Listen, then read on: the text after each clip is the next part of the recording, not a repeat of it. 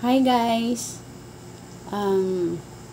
First of all, I would like to introduce myself kasi ngayon pa lang ako talaga gawa ng post about the immigration process regarding my visa. Kasi although I have a TikTok, I have a Facebook, pero hindi ako masyado nagpo-post ng mga kung ano-ano kasi camera shy kasi ako. Hindi naman masyado. I mean, mahilig ako kumanta, kung ano lang pinopost ko, sayaw kami ng mga bata. Pero first time ako magpo-post ng ganito kasi I'm just excited to share with you guys yung mga requirements ng ano ko. Kasi tomorrow kasi guys is my medical examination in St. Luke's Medical Center Extension Clinic or SLEC in Ermita, Manila. So, I decided na mag-post ako ng ganitong video just, to help other people to kung ano yung mga requirements na kailangan bago ka pumunta or doon sa medical na schedule mo, okay? So, ito hindi ko masyado itong papahabain kasi ito lang summarize lang ito ng kasi ang i-discuss ko lang naman dito guys is yung requirements para doon sa pagpunta mo sa medical exam mo, which is isa sa mga process na pagdadaanan mo sa immigration journey mo, okay? So, introduce ko muna yung self ko sa inyo. My name is Jennifer Lewis, okay? I live in Valenzuela City and I am married to an American guy. We're already married for 6 years and 7 months already. So yun, happily married ako. We have kid together. We have toddler, si Talabel Lewis. Bali ano pa lang siya, 4 years and 7 months pa lang siya. Okay, so yung the usual na lagi napapansin na pag kasi may Pilipina tapos ang asawa mo is puti or any nationality na mga puti like Canadian, American, Australian. Most likely kasi guys, yung genetic kasi nila is mas lamang kasi sa atin. So kaya pag nakita mo yung mga anak-anak ng half mga Filipino American ganyan or basta biracial na tinatawag is mas lamang talaga yung itsura nila, yung kulay, yung mata, yung buhok, ganyan, mas lamang. So kaya nga guys, minsan nakakatawa kasi lagi ako napapagkamalan na yaya lang, mukha lang daw akong yaya ng anak ko, like hindi naman na-offend kasi yun naman talaga ang totoo. Tsaka wala tayong magawa, ganyan talaga. Pero dahil ganun talaga yung pag pinaghalo mo yung Pilipina at saka maganda talaga ang combination at saka mas lamang talaga yung nakukuha sa genetic ng mga puti. Okay, so ayun na. Bago ko sabihin sa inyo yung mga requirements sa medical, muna ako ng short summary dun sa relationship ko with my American husband. So ayun na naging mag-boyfriend kami online for almost a year. Tapos, after that, pumunta siya dito sa Philippines. One time lang siya pumunta dito because, during that time, we're so in love. Katulad ng mga ibang mga kwento ng mga online love life, ganun din nagsimula yung sa amin. Tapos, ganyan. Tapos, pumunta siya dito ng 2019. So, nagstay siya dito ng January yun, 2019. Tapos, January, February, March 22, nagpakasal kami. Civil lang. Bali, during that time, dito sa Valenzuela, ang mayor pa namin ay si Mayor Rex Gatchalian. So, yung wedding namin is, private wedding lang siya, kasi I have four kids in my past relationship. Hindi ako kasal doon. Dito ako sa asawa kong American husband kasal. So, I have 4 kids na malalaki na. Right now, yung pinakabunso ko sa unang asawa ko is 15. And the second one is 17. Pangalawa sa bunso, 21. Tapos, 24. 4 yun. Yung yung bali, 3 babae yun, 1 lalaki. Yung pinakabunso ko doon sa unang relationship ko, grade 10, 15 years old. Na siya, in this coming December 20, magsi-16 na siya. Okay. So, syempre, alam mo na, ang kasi mga foreigner, hindi ko naman sinasabi na foreigner lang. Kasi lalaki kasi, pag talagang love ka, it doesn't matter kung may 10 kang anak, tanggap talaga nila yan. Basta maging honest ka lang sa kanya sa lahat ng bagay at mahalin nyo lang sila ng totoo. Tatanggapin ka rin nila kahit ano pa ang nakaraan mo. And I'm so blessed na nakakuha ko ng isang lalaki na sobrang mahal na mahal ako na even yung part ng nakaraan ko ay tanggap niya yung mga kids ko. So I'm so happy kasi yung past relationship ko is failure, hindi naging happy. Naghiwalay kami kaagad because of, some reason behind that. So yun na nga, pakasal kami ng March 22, 2019 dito sa Valenzuela. Nag-enjoy pa naman kami ng 1 year together, di ba? Travel together. Pumunta kami ng Bicol. Doon kasi ako pinangarap sa Bicol, sa Albay. Tapos, pasyal kami doon. Tumasyal din kami doon sa lugar ng kuya ko sa Quezon Province. May mga relatives din ako doon, ganun. So, marami din kami mga, mga pinuntan, mga pinasyalan na together. So, nag-enjoy naman kami ng nasa mahigit 1 taon naman. Eto na nga, guys. So, hindi siya masyado nakapag-enjoy ng masyado mahaba. Kasi, eto naman, nagkaroon naman tayo ng worldwide pandemic, yung COVID-19, na nakasira ng maraming buhay sa buong mundo, di ba? Worldwide, ang daming namatay, ang daming nagkasakit. Even nga yung mga doctors and nurses na mga nahawahan, talagang yung din ng buhay. Marami rin naman nakasurvive. Pero, ginawa naman lahat ng World Health Organization na ma-prevent na dumami pa ang mga namatay, nagkaroon ng vaccine, nagkaroon ng social distancing, para lang mabawasan yung mga namamatay. So, at sadly, karamihan sa mga namamatay, yung mostly sa kahit saang bansa is mga elderly people, kasi sila yung may mga medical issues na mga sakit ganyan, mahina ng resistensya, mga bata din, pero wala din kasi pinipiling edad even yung mga nasa middle age, mga young kids, o elderly, basta talaga mahinang resistensya mo, talagang namamatay or nagkakaroon ng malalang COVID. So, yun, salamat naman tayo na nagkaroon tayo ng vaccine. Ang daming mga pagbabago doon sa mga rules may nagkaroon ng lockdown buong Pilipinas, buong mundo. May mga social distancing, bawal yung walang mask, dapat may face shield ka. Kailangan wag mo nang lalabas ng bahay. Madami ginawa naman lahat ng government natin sa Philippines, lahat ng mga rules para maiwasan yung spread ng virus na mabilis. So, naalala ko pa noon, nung lockdown, talagang sobrang higpit na hindi pwedeng basta-basta lalabas ng bahay. Kailangan isa lang yung taga-grocery, Tapos, bawal lumabas yung buntis. Basta ang dami-dami. Pag sa mga trabaho naman, may yung mahigpit din, kailangan may face shield ka, may face mask ka na, social distancing na, tapos meron pang mga yung temperature, kinukuha dito pang binabaral yung noo muna dun sa mga office. Kasi during that time, nung COVID time, nag-apply ako ng work sa call center. Natanggap naman ako, pero before mag-lockdown, natanggap ako, dapat mag-schedule na kami ng training. Pero na-delay kasi nga dahil sa lockdown. So, siguro nakapag-training kami, mga 3 to 4 months pa ang pinalampas. So, yun na nga. So, nasa call center ako that time, nung na yon, yung pandemic na yon.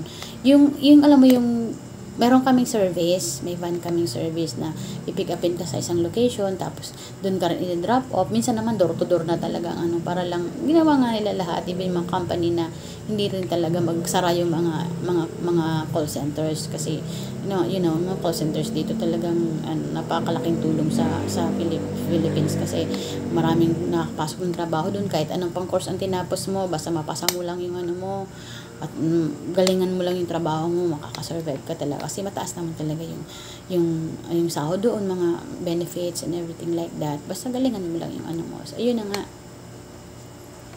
Noong time ng pandemic, nasa call center ako, nag-training na ako doon, siguro 1 month na rin ako noon syempre, na-stress ako sa sitwasyon, siguro 5 buwan o 6 na buwan na akong pregnant. Na-stress ako noon. Ako, sumakit yung tiyan ko habang nanonood ako before pa kami mag-start ng call. Sumakit yung tiyan ko. Nag-spotting ako, guys. Kaya, ayun, sinabihan ako ng doctor doon sa clinic ng call center na, I guess you need to rest, na ka na lang. Kasi bago pa lang ako parang training pa nga lang ako na in-advisean ako na kung gusto kong ma-save yung baby namin is stop na lang muna ako ng pag-work kasi buntis naman talaga ako. Tapos during that time pa, syempre, bawal maglabas yung mga buntis, no? Kasi isa yun sa mga kasi pag nagkaroon ka ng COVID na buntis ka, pati yung baby na nasa tiyan mo, damay-damay na. So, yun na nga, yun na. Nung nalaman ng husband ko yun nang umuwi ako, siya na rin mismo nagsabi sa akin na mahal, you need to stop working na kasi it's for your safety and for the safety of our baby. Yun, sunod naman ako. So, ayun na. So, to make the story short, di ba yung COVID, 2022 lang nag-back to normal? So, yung asawa ko nandito ng 2019. Tapos, 2022. Kasi, bago pa na, 3.5 years yung pagitan ng nung nagsimula ang COVID hanggang sa nag-back to normal. Not really normal, pero almost back to normal na 2022. 2022.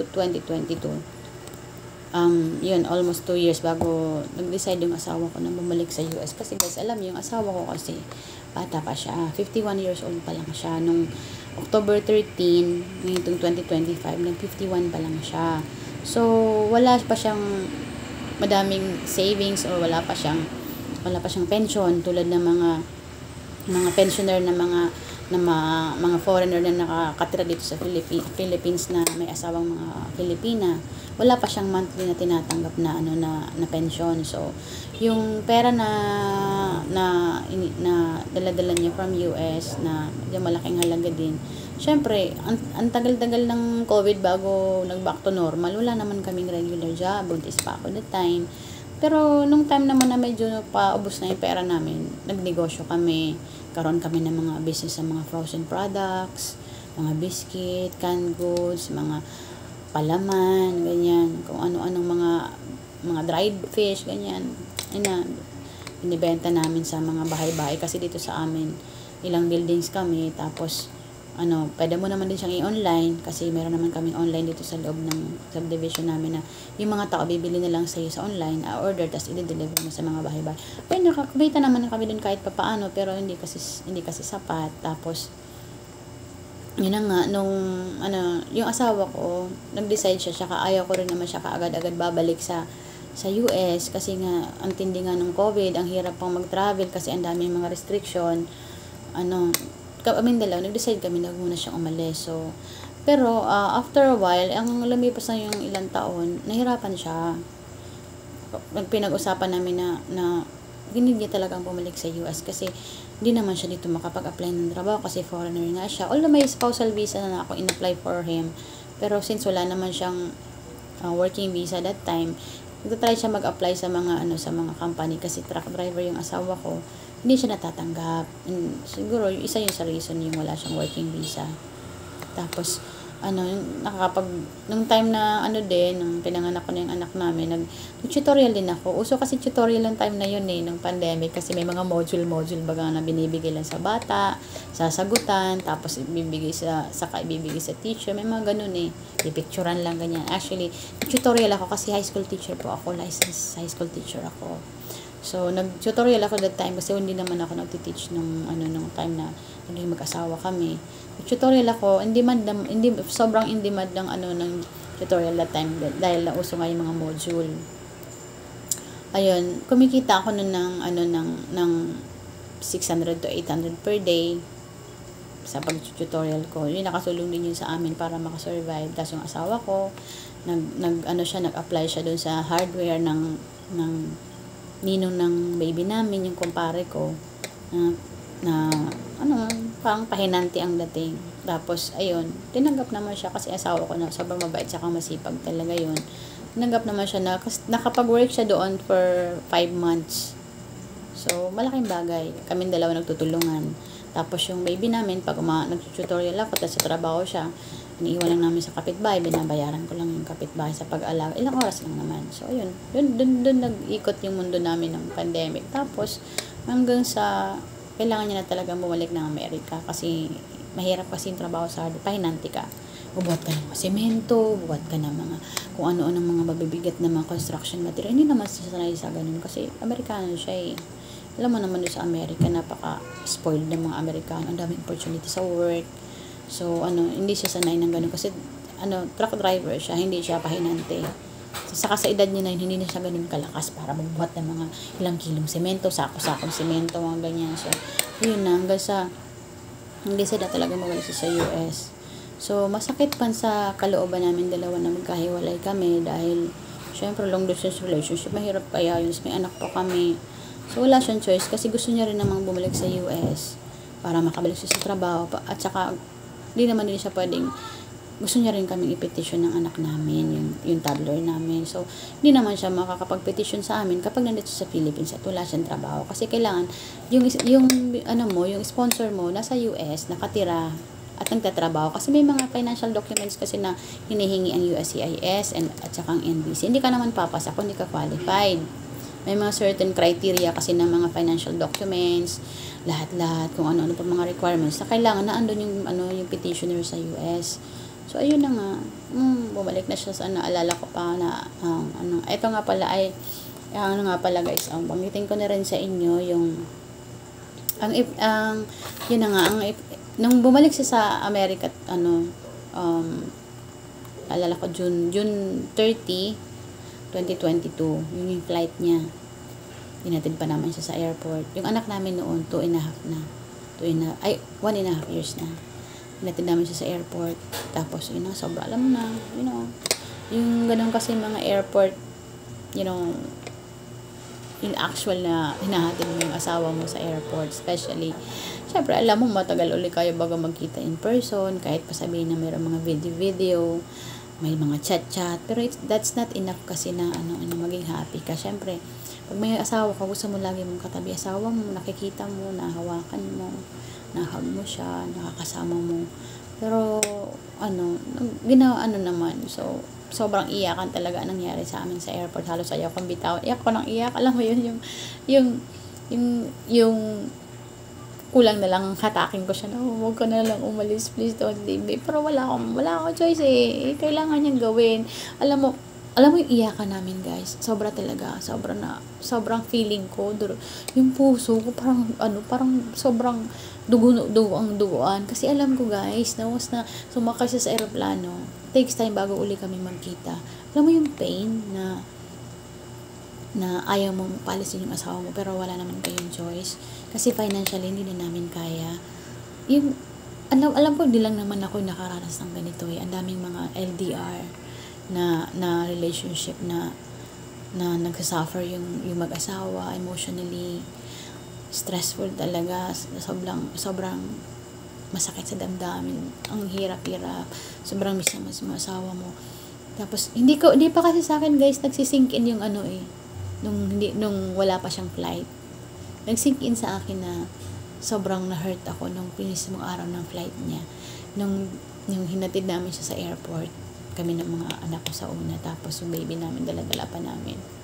Alam mo yung pakiramdam ko, parang sobrang pinipiga yung puso ko, nagsasaksak ng ganyan ng kutsilyo, as in duguan, kasi sobrang hindi ko kaya eh. Alam mo, ang dami din share sa online ng mga experience nila ng LDR nilang asawa or fiancé, pero iba pala talaga pag alam mo na, pag nakita mo ng asawa mo na maghihiwalay na kayo at alam mo sa sarili mo na matagal na pa nun bago ulit kayo magkikita. Doon ko talaga naramdaman yung sobrang pain nung yung asawa ko nagpapaalaman na kami sa airport. Pumunta kasi kami doon ng mga siguro 9 o'clock pa naman yung flight in the evening, pero naandun na kami ng mga 3 or 4 o'clock yata kasi nag-advance nga kami ng pagpunta. Basta ganun yung ginawa namin. Tapos yung mga bata, dala namin yung bunso ko, yung anak namin, tas dalawa sa mga anak ko sa unang kasama namin, yung bunso kong lalaki, tas yung sumunod sa kanya, isang ng na yun. Tapos mayroon kaming inupahan na sasakyan dito lang sa kaibigan ko rin lang yung may-ari. Inupahan namin from here sa house papunta doon sa airport. Since yung may-ari ng sasakyan ay nagmamadali rin kasi meron din siyang trabaho, pinasabay na lang namin pa uwi yung mga bata doon sa sasakyan. Tapos sabi ko, dahil umuwi na kayo kasi mahirap, layo kaya ng airport dito sa Valenzuela, so ang hirap pa sumakay, traffic pa ganyan. Tapos nung alam mo guys, naalala ko kung gaano kasakit. Kasi, habang nakasakay kami sa sasakyan, yung asawa ko, at saka alam mo ba guys, yung asawa ko pumayat. Pumayat siya ng grabe kasi, siyempre, nahirap-hirap na kami sa financial namin at sa Philippines. Hindi niya na makain yung mga pagkain na gusto niya kasi nagtitipid kami, ganyan, may anak na kami. Although, nagbe-breastfeed naman ako that time. Pero nung nag-tutorial na ako, nalipat na namin siya sa bote kasi hindi ayaw niya na sa akin nag-breastfeed dahil syempre sanay siya na maghapon akong wala. Yun na, marami ng gastos, ganyan. Kaya nga nag-decide yung asawa ko na bumalik na lang sa Amerika para lang patulungan niya rin kami financially at maayos niya rin yung pagpetisyon niya sa aming mag-ina. Tapos ayun, yung time na sabi ko dun sa isang anak ko na babae, sabi ko, anak, sumabay na kayo kay kuya pabalik sa bahay natin kasi mahirapan tayong sumakay kasi ang layo-layo ng Paranaque doon sa airport pabalik dito sa Valenzuela, napakalayo talaga, traffic pa. Ayun na, pumayag naman. Alam mo guys, yung anak ko, yung baby ko yung karga-karga siya ng asawa ko the whole time na nasa sasakyan kami. Parang ninulurog yung puso ko. Kasi kahit 1.5 pa lang siya that time, pero parang ramdam niya alis yung daddy niya As in, ayaw talagang pumuknat sa daddy niya, nakayakap siya, nakatulog pa siya sa sasakyan. Actually, may video ako niya sa TikTok na hanggang ngayon pinapanood ko pa naiyak pa rin ako. Yung the most painful part of my life, yung paghihiwalay namin ng asawa ko paghihiwalay ng location. Di naman, dahil syempre babalik sa US, may iwan kami sa Philippines, ganun. May video ako nun at sabi nga ng husband ko, pag pinapanood niya yung video na yun, hindi talaga siya, talagang naiiyak siya pag naalala niya. Tapos, sorry guys, naiiyak ako. Ayun na, pinauwi na namin yung mga bata, tapos, I spent ilang oras pa doon sa labas ng area ng airport. Nagkain muna kami, nagkwentuhan muna kami, nagpapaalaman muna kami. Hanggang sa dumating yung point na alas 5 na yata ng hapon. Sabi ng asawa ko, mahal, I need to get inside the airport na. Kasi, ganyan. Parang sabi ko sa kanya, mahal, umiyak na ako. Sabi ko, mahal, please, 30 minutes more, please. Sabi ko, I don't want to you to get inside the airport na kasi mahaba pa naman, 9 o'clock pa naman yung flight niya. Tapos ayun, hanggang sa na nga, baby, I will talk to you later mom is just videoing. Tapos ayun, yun na nga, baby, come here, dali. But you're crying. Look, tingin ka na, sorry, hindi kasi siya nakadamit kaya tinatakpan ko. Ito yung baby namin, si Talabel. Say hi! Hi, guys! Hi! I'm just videoing anak ka. Later. Tawad mo po, Dede. You ask ate is there. Dali. Ate, pwede mo po gawin, Dede? Sorry guys, yung baby namin si Tala, nanghingi ng dede. Just wait for ate sa taas ng dede, ha? Okay, thank you po. I love you. Ayun na nga. Tapos ayun, yun na nga. Yung halos, alam mo yung pakiramdam guys na parang ayaw ko talaga siyang paalisin. Alam mo kung siguro nagkataon lang na mayaman kami. Hindi naman talaga siya din pababalikin sa US kasi iba talaga yung kompleto yung family mo. Kasama mo yung asawa mo sa araw-araw. Pero wala na talaga kaming choice Masakit man sa kaming dalawa. Wala na talaga siyang choice. Sobrang mahihirapan kaming dalawa. Pero yun na nun talaga yung makabalik sa US.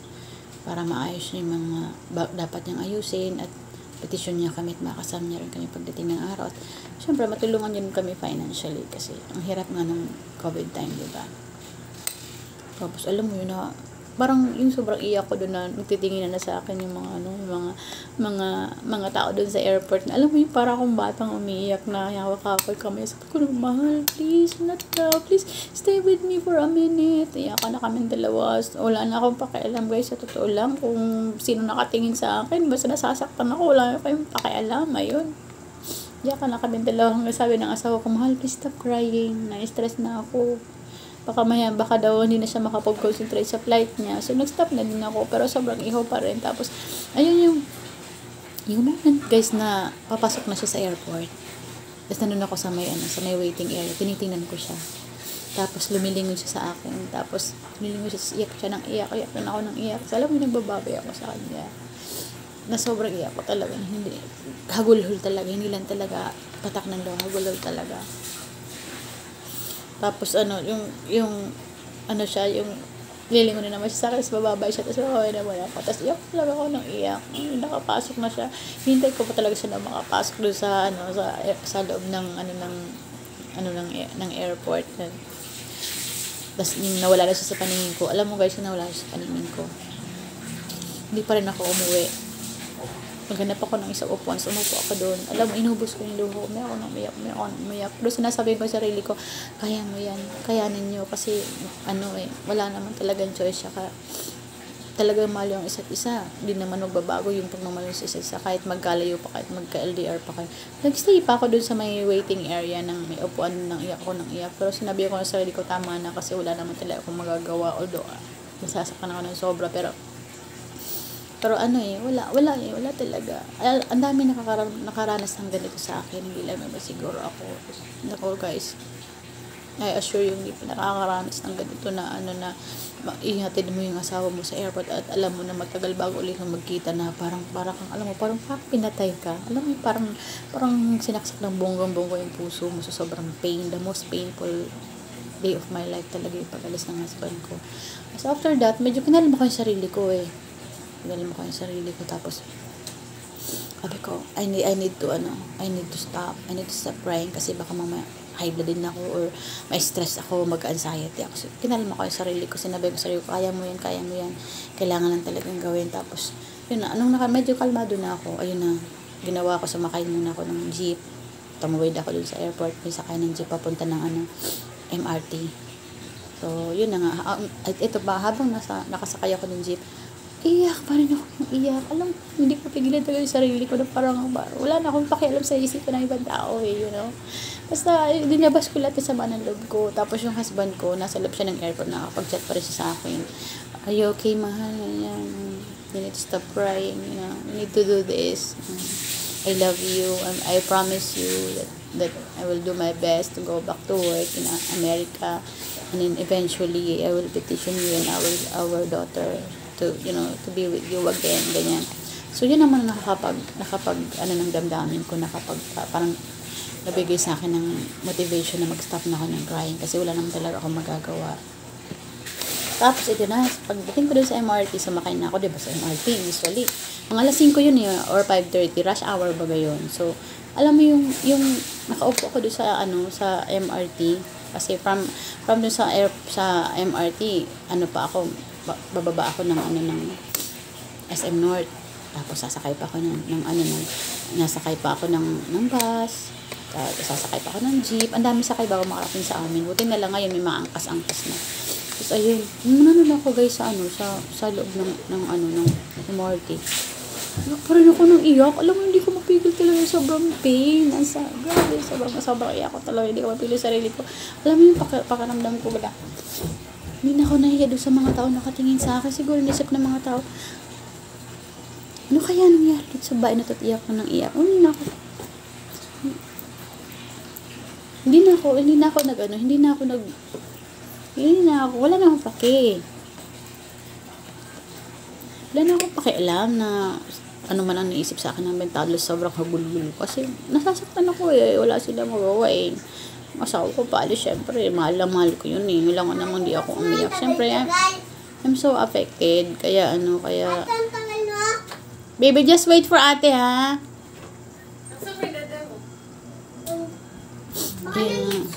Tapos, ayun, yun na nga. Nung nakasakay na ako ng MRT, tapos, on the way, papunta sa bahay, kumalma na rin ako. Tapos, pinachat pa rin naman niya kasi 9 o'clock pa naman yung kanyang Ayun na, pag-uwi ko, sobrang feeling ko talaga may kulang sa bahay. Tapos, nakita ko yung anak ko. Kahit 1.5 pa lang siya that time, parang ramdam niya talaga. Alam niya na kasi, talino yung anak ko na 1.5 pa lang siyang edad niya. Parang ramdam niya na paalis yung daddy niya. Tapos, ayun na, starting today talaga may iba na yung buhay ko kasi yun naman siya kasama. Yun na nga guys, to make the story short, 2022 siya nag-flight. Nagpalampas pa siya ng isang taon bago siya nag-file ng spousal visa ko. Kasi kailangan niya siyempre bumalik sa trabaho. Kasi hinihingan nga ng mga financial documents saka other requirements. Kailangan yung sahod mo, reach doon sa requirements para makapag-petition ka ng ng asawa mo, ganyan. After 1 year, final niya yung spousal visa ko ng November 27, 2023. Yun yung sa USCIS na in-apply niya yung spousal visa ko. Anyway guys, yung spousal visa ko is tinatawag na IR1 spousal visa. Meron kasing dalawang visa na spousal visa na tinatawag. Yung CR1 tsaka IR1. Yung CR1, kapag married ka sa American petitioner ng less than 2 years. Yung IR1 naman, yun ay married ka sa American husband mo ng 2 years and above. So, take note, yung CR1, less than 2 years. Yung IR1 naman is 2 years and above. IR1 yung baging category yun sa akin kasi during that time is nag-file yung husband ko ng IR1 ko, more than 3 years na kaming kasal. So, yung category ko napunta na doon. So, November 27, 2023 nag-apply siya ng spousal visa ko sa USCIS. Na-approve kami ng March 16, 2025. So, tingnan niyo guys, 2023 kami nag-file, tapos na-approve siya ng March 16, 2025 na, 'di ba? 23, 24, 25, almost 2 years. Tapos yung kami sa NBC ng March 18, 2025, may NBC na kami, meron na kami SEC account. Tapos na documentary qualified kami sa NBC, yung DQ, ibig sabihin na naipasa niyo ng lahat ng mga requirements kapag bayad na kayo ng yung sa visa fee. Na lahat na wala nang ibang hinanap sa inyo, ibig sabihin ng DQ ka na or documentarily qualified ka na. So, yun ay nung July 27, 2025. Tapos, na-receive ko naman yung aking interview schedule from US Embassy Manila nung July, July ba yan? Nawala, hindi ko pala naisulat. Basta after mga nag-receive ko yung IL ko parang after 2 months. So, July, August, mga September 27 yata. So, nakalagay doon sa IL ko, ang schedule ko for my interview sa US Embassy Manila is sa December 4, 2025, 8:30 ng umaga. So, eto na, syempre, pag na-receive mo na kasi guys yung interview schedule mo from US Embassy, may mga gagawin ka pa. May mga gagawin ka pa na na bagay bago ka mapunta doon sa interview mo. Yung una, yung medical. Kailangan mo muna magpa-medical sa St. Luke's Medical Center Extension Clinic or SLEC. Kailangan mo muna 'yon. Pagdadaanan mo muna 'yon. Yung una yung medical bago ka magpa-interview sa St. Luke's Medical Center Extension Clinic. Sa sa Ermita, Manila. Yun muna ang una mong gagawin. Kailangan ma-clear ka muna. Dapat wala ka muna mga sakit. Ma-clear ka na wala kang TB, na wala ka. May mga sakit kasi na may mga sakit kasi na na hindi na pwedeng hindi naman ka madi-deny. Pero kasi lahat naman ito nagagamot. Kaya lang ma-delay yung process mo kasi may mga sakit na na kailangan magamot kapag mayroon ka, like TB, yung tuberculosis. Kasi kasi yun, communicable disease kasi yun. Tapos like yung mayroon pang sakit na yung tinatawag na gonorrhea. Gonorrhea is parang siya yung nakukuha sa pakikipagtalik. STD na tinatawag. Tapos pa ba yung isa? Herpes yata yun. Din yun, STD din yun. Yung tatlo na yon na hindi ka makakabasa, madidelay ang mo. Lahat naman kasi yung curable, nagamit ng mga yung mga malalakas na antibiotic. So, nagka-cure naman yun. Pero, madidelay yung processing mo kapag nagkaroon ka ng medical issue. Like, kunyari, doon sa medical mo na find out na may kasalukuyan kang may TB, papagamutin ka muna nila ng 6 months.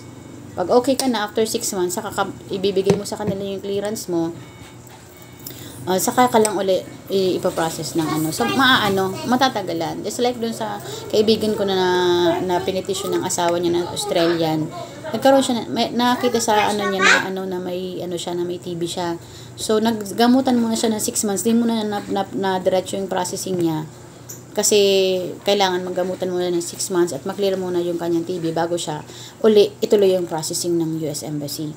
So yun, so dapat kung wala ka namang issue dito sa tatlong sinabi ko, ang magiging okay ka na, makiklear ka naman kaagad. Tapos sa medical din guys, excuse me.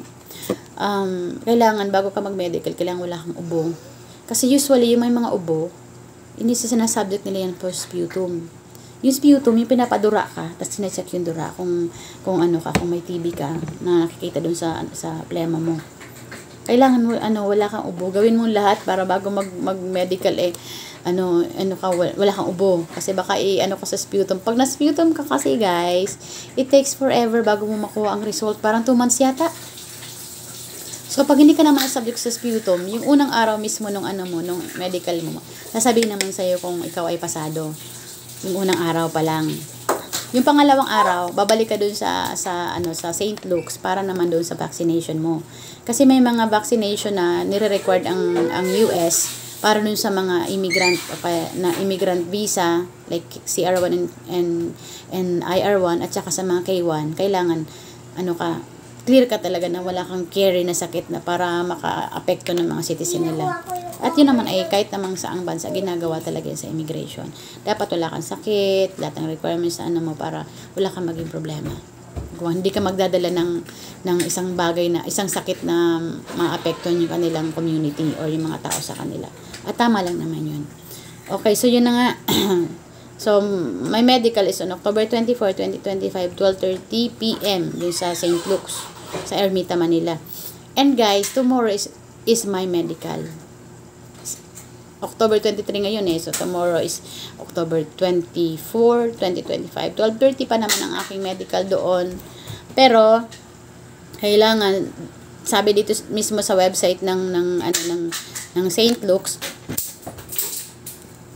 sabi dun sa website ng St. Luke's, at least 30 minutes ka daw na advance na pumunta doon before your interview time. Ay yung interview, yung medical examination mo.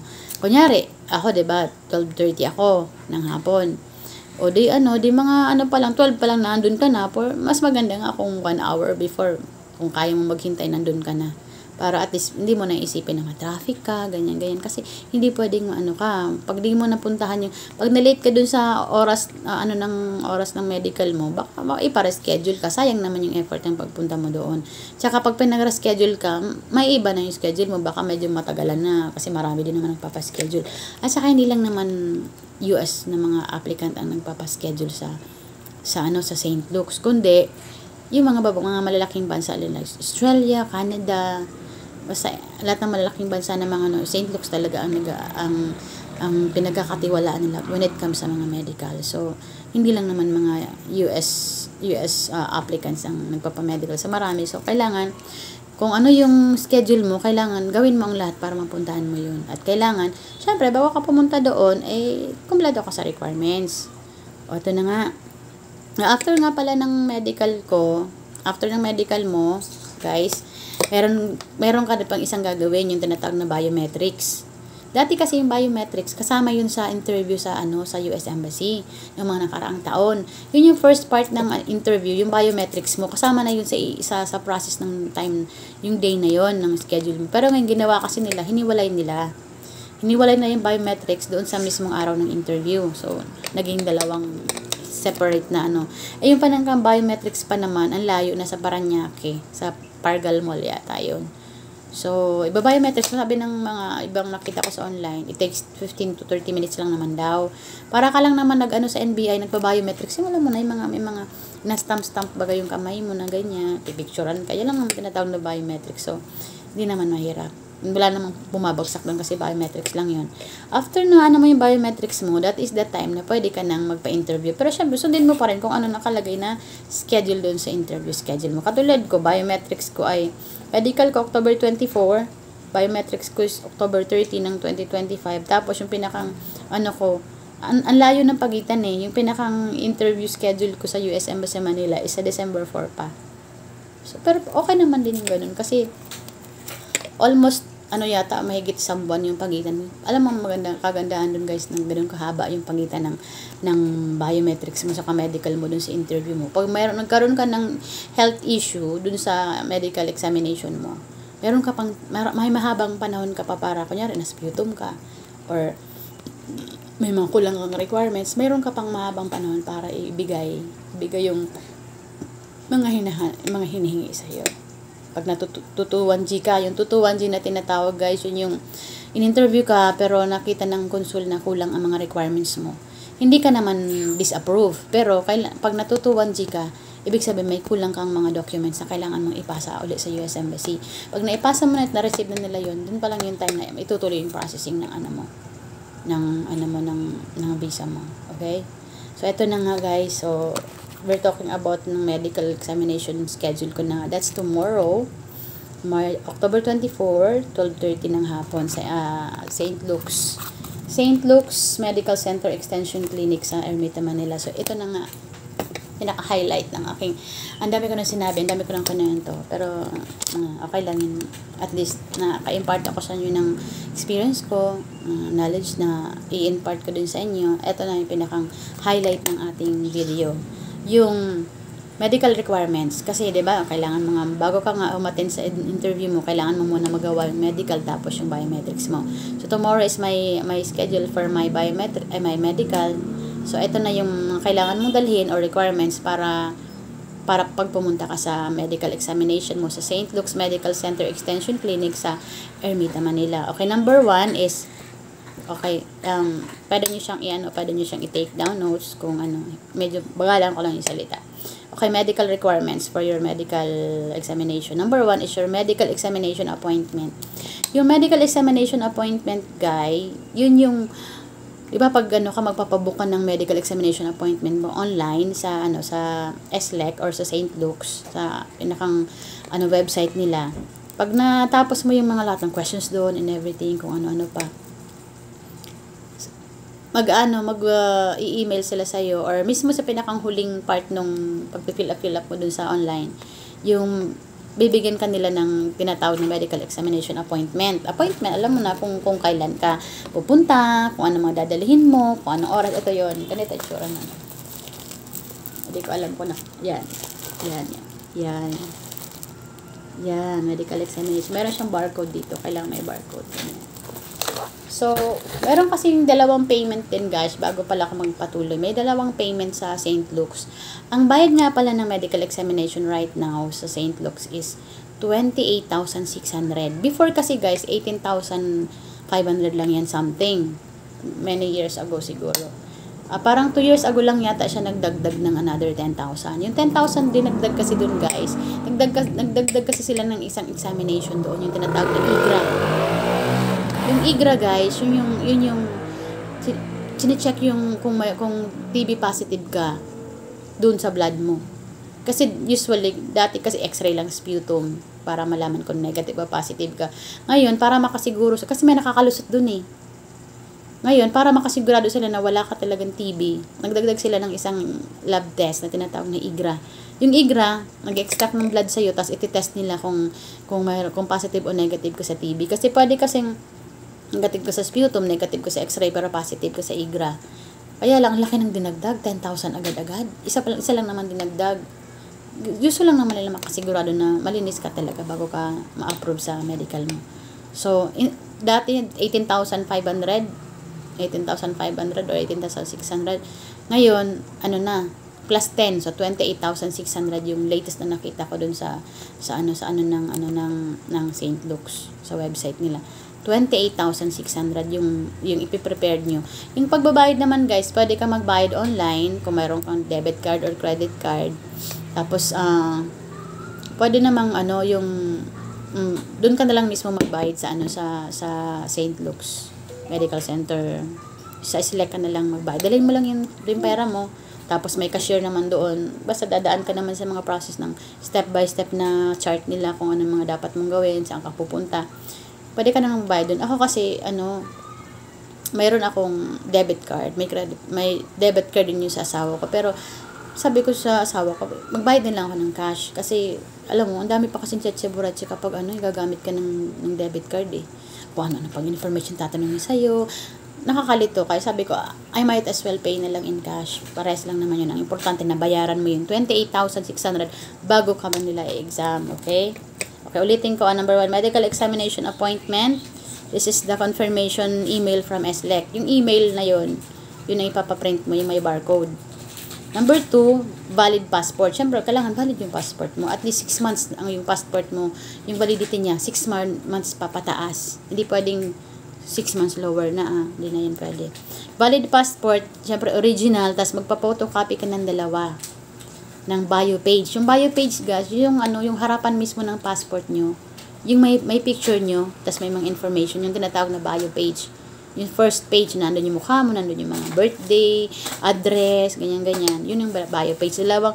Dalhin mo yung valid passport mo na original, tapos magpa-xerox ka rin ng bio page yung harapan ng passport mo. Sabi dito, use short bond paper, yung A4 na tinatawag. Do not reduce or enlarge the image. Wag mo siyang pag-reduce and enlarge yung pinapalaki mo siya, pinapaliit mo siya. Kailangan kung ano nakalagay sa passport mo, yun ang isi-xerox mo. At mas maganda, guys, i-xerox mo siya ng colored para mas clear. Tsaka magandang tingnan, mas presentable. Okay, number 3 is magdala din kayo, guys, ng 4 pieces of 2x2 visa photos. Visa photos, kailangan sabihin nyo dun kung saan kayo magpapagawa ng picture na pang visa. Kasi alam nila kung anong dapat gawin. With white background, katulad nito. Yan, 4 na copy. Okay? Visa photos, 2x2, 4 na piraso. Okay, number 4. Basta, kung magpapapicture ko sa mga Photoshop, alam na nila yan kasi matagal na lang na-experience mag-picture ng Hindi kasi pwedeng yung gawa-gawa lang na i-edit mo, bawal yun. Okay, number 4 is vaccination records. Kung halimbawa, mga nakarang taon, meron kang flu vaccine, may HEPA vaccine ka, basta yung mga vaccination na nakalagay sa listahan ng USCIS, at kailangan may record ka nun. Kumuha ka nun sa hospital or clinic na may nakalagay na sign ng doctor, ganyan-ganyan. Plus, dapat din, sabi dito, vaccination records, original and 2 photocopies. Original sa 2 photocopies. Photocopies mo din, ipascan mo na din lang para mas malinaw. Scan mo ng scan or xerox mo ng colored. Including COVID-19 vaccine certificate if vaccinated. So, di ba nagkaroon tayo ng COVID? So, kailangan mo din yung pinakang yung vaccine certificate mo na nanggaling doon sa kung saan kalakatira. Tulad kumuha ako sa Valenzuela noon. Kailangan meron ka ng certificate ng vaccine certificate mo kapag ikaw ay ng vaccine. Ito yung sa akin, guys, Ito yun. Ito yung nanggaling sa City Hall ng Valenzuela. Actually, 2 shot lang yung akin AstraZeneca ako. So, meron din akong parang medical certificate na galing doon sa Valenzuela na ako ay nabaksina ng AstraZeneca 2 beses, ganyan. Yan, hanapin yan sa inyo. Original sa Xerox din. Okay. Basta na yun. Yung vaccination records, original, tas magpa-Xerox kayo ng 2 copy. Tas yung vaccine certificate, original din, magpa-Xerox din kayo ng 2 copy. Okay, number 5, visa interview appointment letter. Ito yung yung galing sa US Embassy Manila. Ito yung interview schedule ninyo na nanggaling sa kanila na in-email sa inyo. Ipa-print mo lang yun.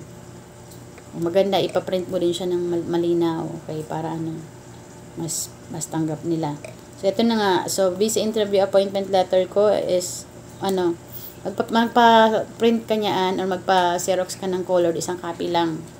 Bali, December 4 nga ako, 8:30 ng umaga ang aking visa interview sa US Embassy Manila.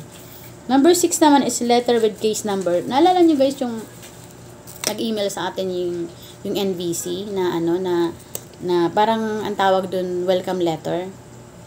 Yung letter with case number, yung welcome letter na tinatawag. Yun yung galing sa NVC na na may case number na. Welcome letter with case number. 1 photocopy ang dadalhin nyo ng ganun. Ipapakita. Meron akong sample dito, guys. Asa na ba yan? Ay, dito sa unahan. Ito, nakalagay dito. Nakalagay yung, from nationalvisacenter.gov. Okay, nakalagay yung case number. National Visa Center or NVC completed processing your immigrant visa case and schedule your visa interview. Your appointment information is located at the bottom of this email. Alam niyo na 'yun pag kayo pag nagkaroon na kayo ng interview schedule. Ito kasi welcome letter to pag natanggap na ng NVC yung inyong case galing sa USCIS. Merong welcome letter na may may case number. Ito nga, example lang. Medyo malabo lang pag, yan. Alam niyo, mayroon kayo niyan, guys. Lahat tayo mayroon yan. Okay, and the last one, syempre, is yung tinatawag na DS-260 confirmation letter. Yung DS-260, diba, guys, naalala niyo, meron tayong SEAC account. Pag nag-fill up kayo ng may binabayaran kasi yung doon, yung husband natin na yung parang pagpa-file ng ng immigrant visa application nyo, hindi ko na maaalala kung $230 yun. Pag mo dun, diba, sa baby, please close the door, it's so bright, please go there and yeah, I'm just going to bubble. baby, please, mama is doing something. Okay, yun na nga, yung DS-260 confirmation. Pag natapos yung bayaran yun at na-fill up nyo yun sa SEAC account natin, mayroon doon sa pinakang huling part na yun. Yung pinakang huling part na yun, yung makikita nyo doon yung pinakang DS-260 confirmation. Yung sa mga regular immigrant, like yung CR1 saka IR1, ang tawag doon, DS-260 confirmation. Pero pag mga K1 naman, yung mga fiancé visa, ang tawag naman sa kanila DS-160 confirmation. Okay? Yun. Okay, guys, reviewin natin from top to bottom. Medical examination requirements, medical examination appointment or confirmation email from SLEC, valid passport, original and 2 photocopies of biographic page. Use short bond paper or A4 yata tawag doon. Do not reduce or enlarge the image. Number 3, 4 pieces of 2x2 visa photos. Number 4, vaccination records, original and 2 photocopies including COVID-19 vaccine certificate. Original and 2 photocopies. Number 5 is visa interview appointment letter, yung appointment letter natin sa interview sa US Embassy. Number 6, letter with case number. Ito yung welcome letter from NVC na may nakalagay na case number. And the last but not the least, yung DST confirmation sa mga regular immigrant, CR1, IR1, at saka DS-160 naman para dun sa mga K1 visa.